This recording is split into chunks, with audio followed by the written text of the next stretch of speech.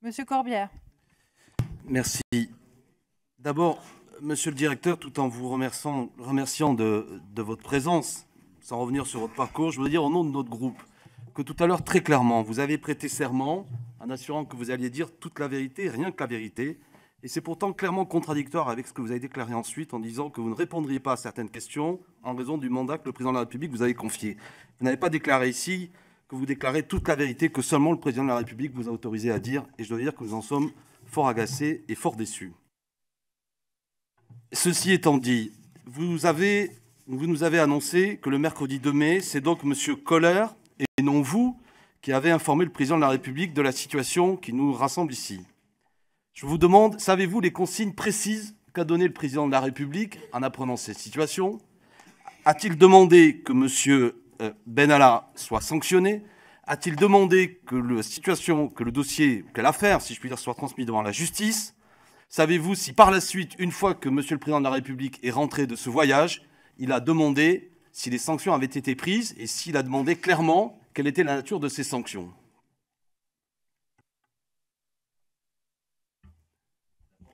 Monsieur le député, j'ai effectivement, dans mon propos liminaire, porté à votre connaissance que j'étais ici par l'autorisation du président de la République.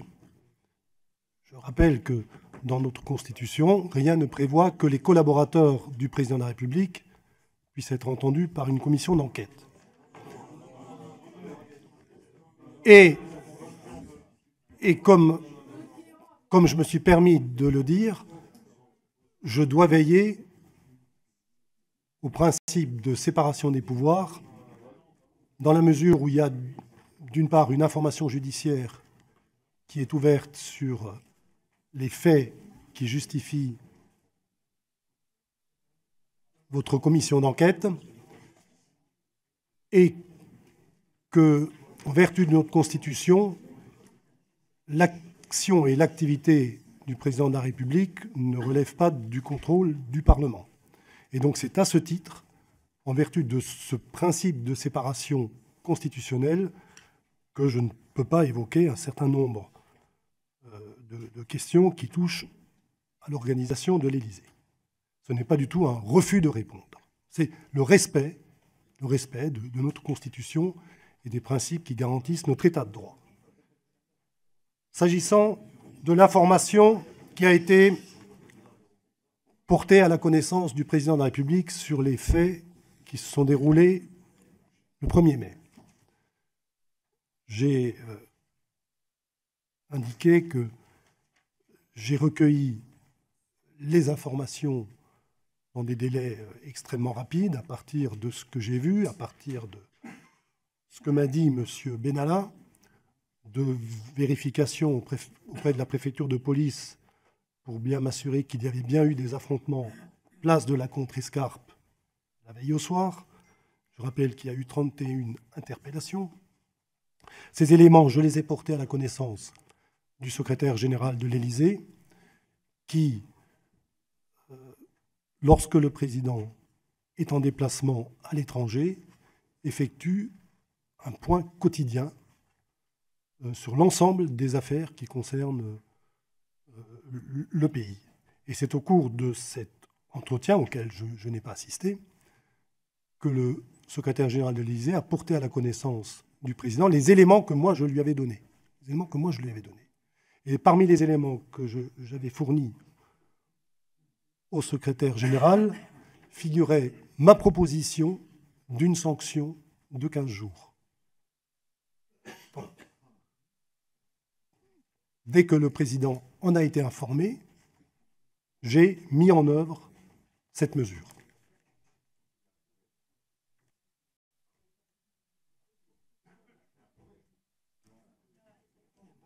Je n'ai pas eu d'instruction contraire. Vous nous dites que le président de la République a approuvé la nature de cette sanction et n'a pas indiqué. Bien justement, c'est ma question, je souhaiterais avoir une réponse précise.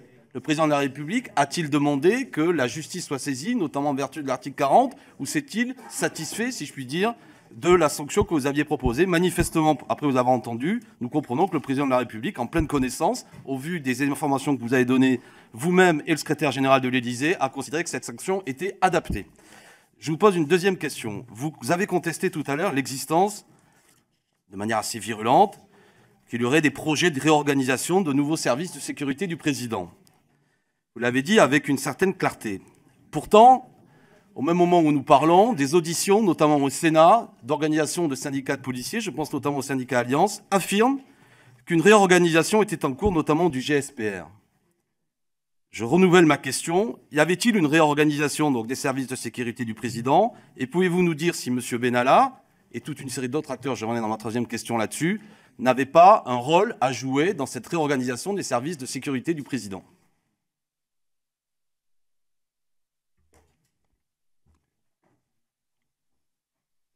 Nous touchons là à un secteur d'activité qui concerne la sécurité du chef de l'État. Donc vous comprendrez que je ne peux pas rentrer dans le détail. Je ne peux pas rentrer dans le détail. Je commettrai moi-même une infraction. En revanche,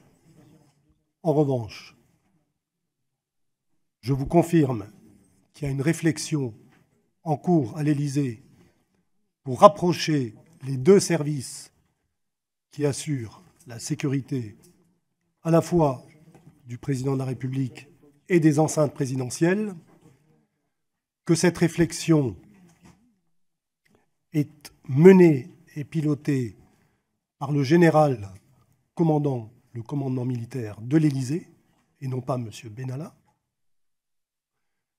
que cette réflexion s'inscrit dans un projet de transformation de tous les services de l'Élysée pour qu'ils soient plus efficaces et également en opérant des mutualisations plus attentifs aux budgets qui leur sont confiés.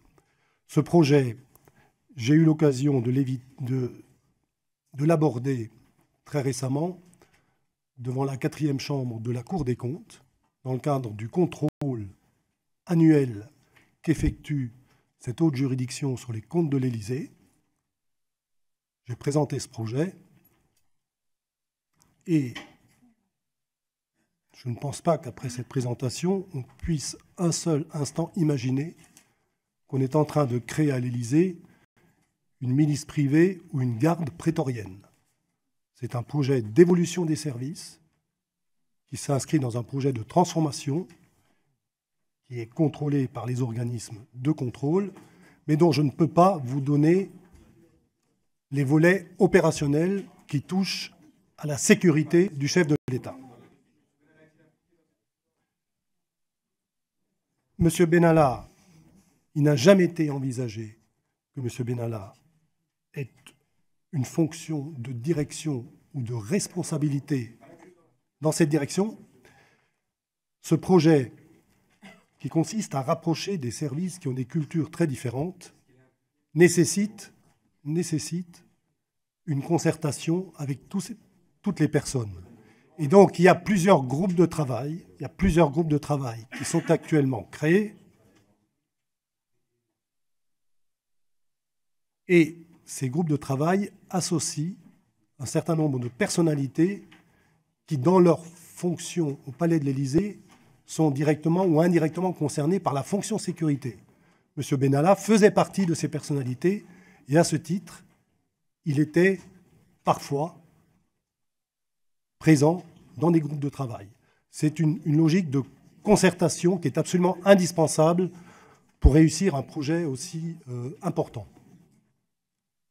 Dernière question, brièvement, parce qu'on... Brièvement, mais vous venez donc il reste encore un groupe. Vous venez donc de nous dire qu'un chargé de mission qui a été rétrogradé suite à des faits qui sont graves participait à des réflexions de réorganisation des services de sécurité du président de la République. précisément, ça nous semble être... Nous avons le sentiment aussi qu'une forme de hiérarchie parallèle, associant toute une série de gens dont les noms ont été cités lors des auditions précédentes, et auxquels je rajoute M. Drouet, dont le nom a été dit tout à l'heure. Votre question, monsieur. Ma s'il vous question, plaît. est-ce que tous ces gens participaient aussi à ces réflexions? Sous quelle autorité? À ces groupes de travail qui visaient à réorganiser les services de sécurité du président, M. Benalla, mais aussi d'autres acteurs qui étaient présents peut-être à la contrescarpe, M. Drouet, dont le nom a été évoqué tout à l'heure, et des gens qui, effectivement, semblaient avoir des relations assez privilégiées avec M. Benalla en dehors des hiérarchies normales de fonctionnement.